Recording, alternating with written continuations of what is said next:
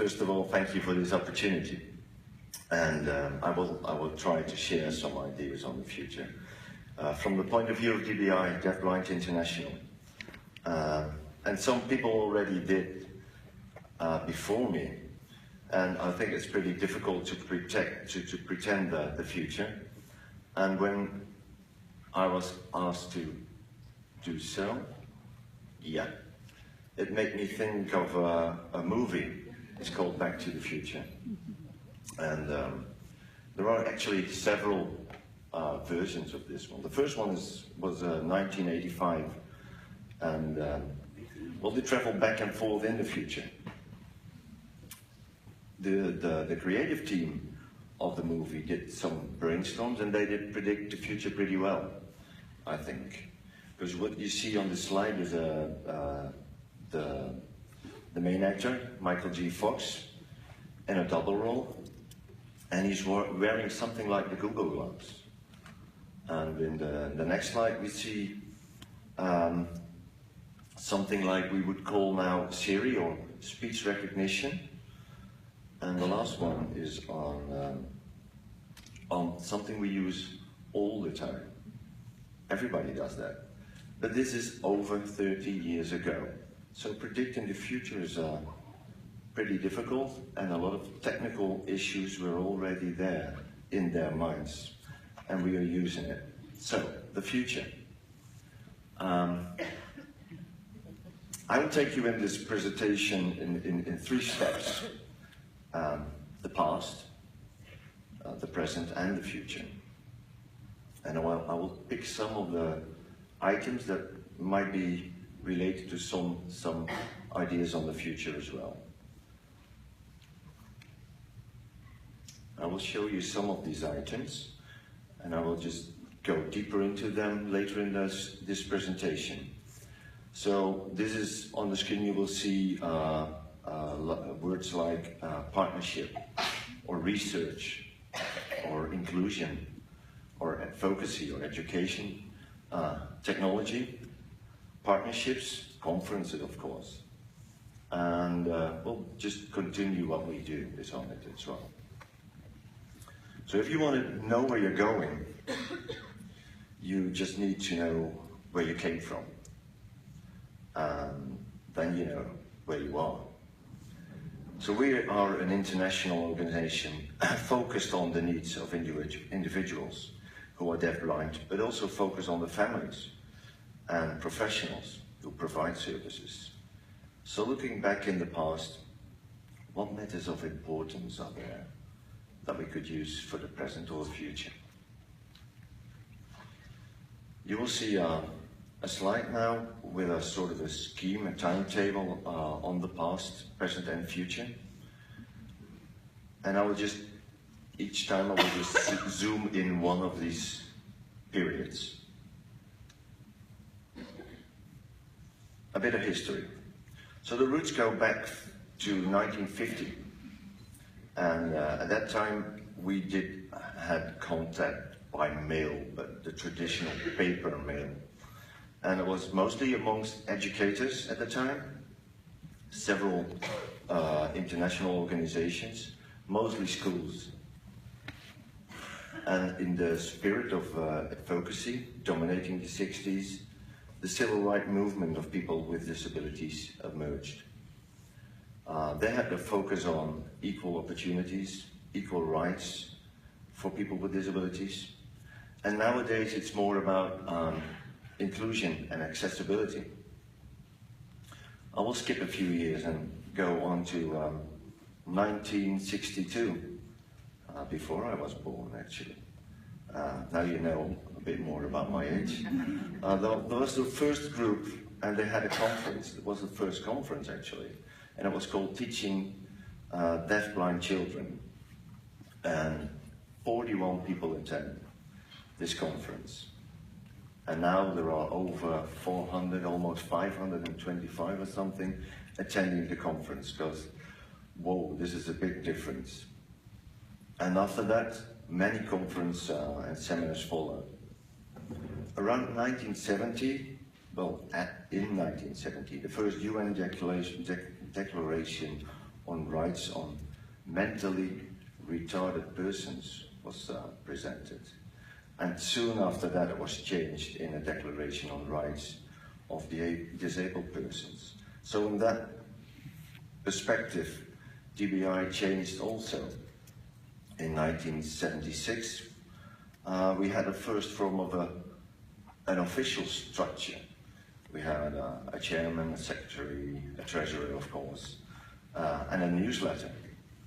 And conferences were going on, world conference, like places in Germany or USA, France, Sweden, Argentina, Portugal, Canada, Australia, Romania, every 4 years.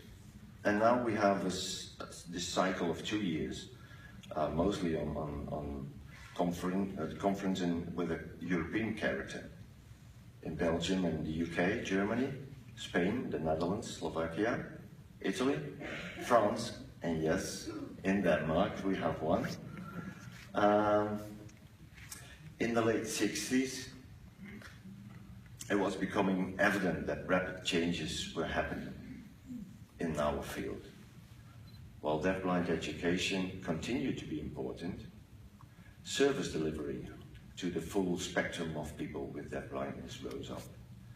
Parents wanted to have influence, a greater voice, and research initiatives were taking place in various universities. So programs were expanding more worldwide at the time. And DbI became a worldwide organization. And in the 1999, it became officially Deafblind International in Lisbon, in Portugal. So, growing and changing over time to the present. So we skipped a few years and enter, well, let's say 2012 until now. Human rights focus changed. Before it was strictly medical focused, and it changed more in a social perspective. And now the magical word is inclusion. There was a statement in the Salamanca statement. There was a framework on action on special needs of education. And in simple words, it said something like, there should be an optional development for persons with disabilities regarding their personality, their talents, their creativity, as well as their mental and physical abilities, enabling people with their disabilities to participate effectively in a free society.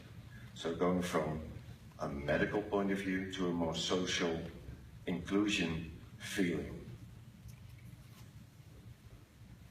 And this slide, I prepared this one before Richard did. He presented the example of the wheelchair. Maybe some of you will remember on the Monday, or Tuesday it was. And he was telling in 3 steps, like you had to build a ramp. And that was, well, this picture typically is the idea from going more from a medical perspective to a more social model.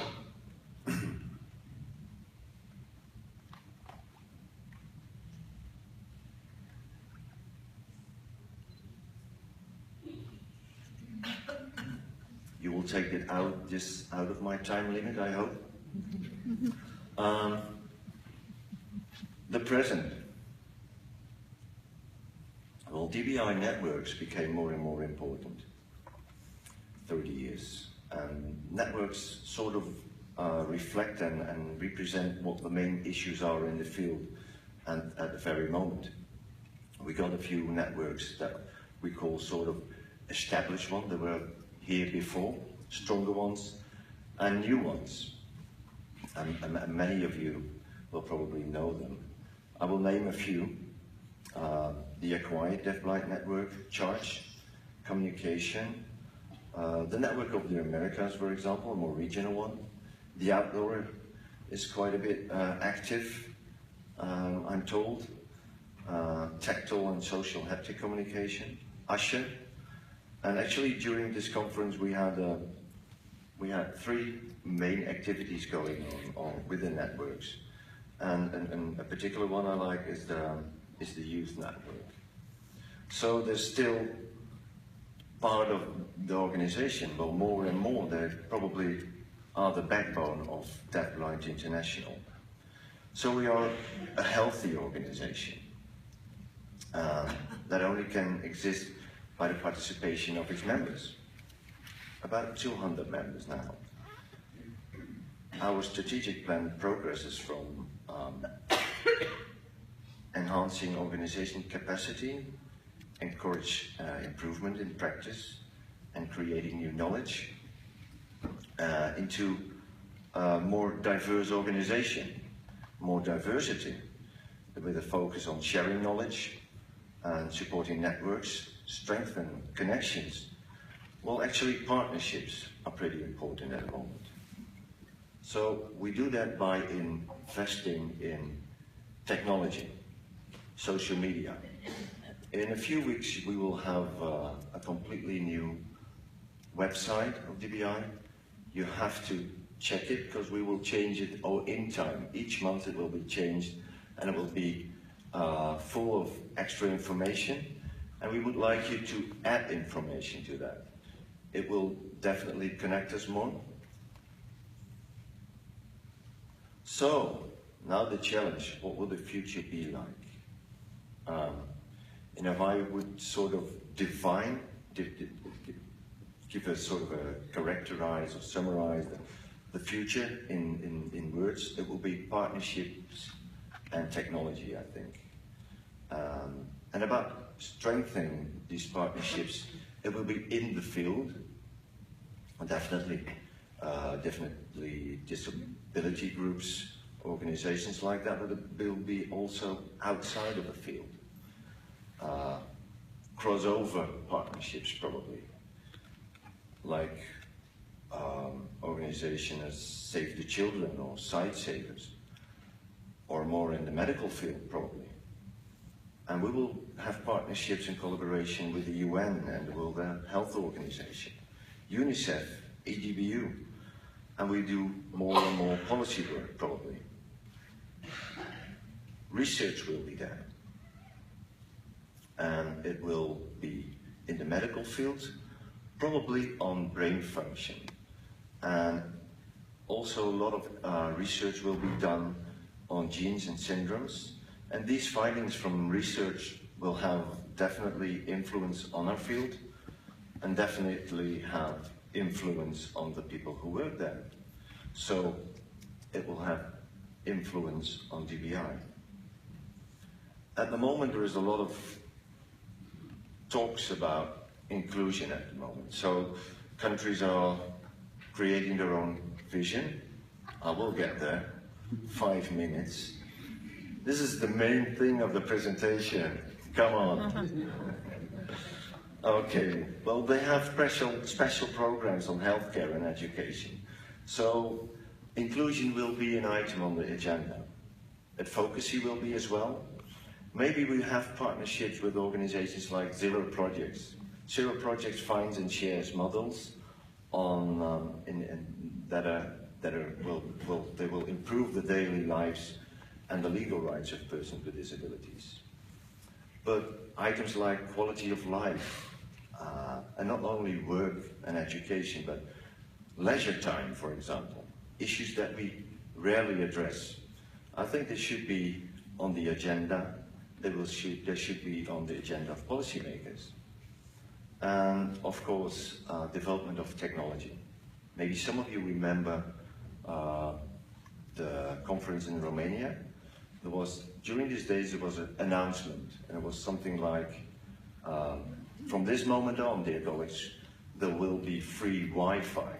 And at that very moment, everybody took out his device, his phone or iPad, and well, whatever happened on stage, everybody was just checking the Wi-Fi. Imagine this 8 years ago or 10 years ago, it wouldn't be there. It changes our possibility a lot. It will change the way we connect a lot. 8 years ago, we had the first I know 4 years ago we had a first workshop on assistive technology, and we're talking every day. We're talking about assistive technology. At the World Conference soon in Australia, it will be one of the items on the program. So, summarizing, DbI will grow as a network organization, and it will grow more diverse. We will have more members,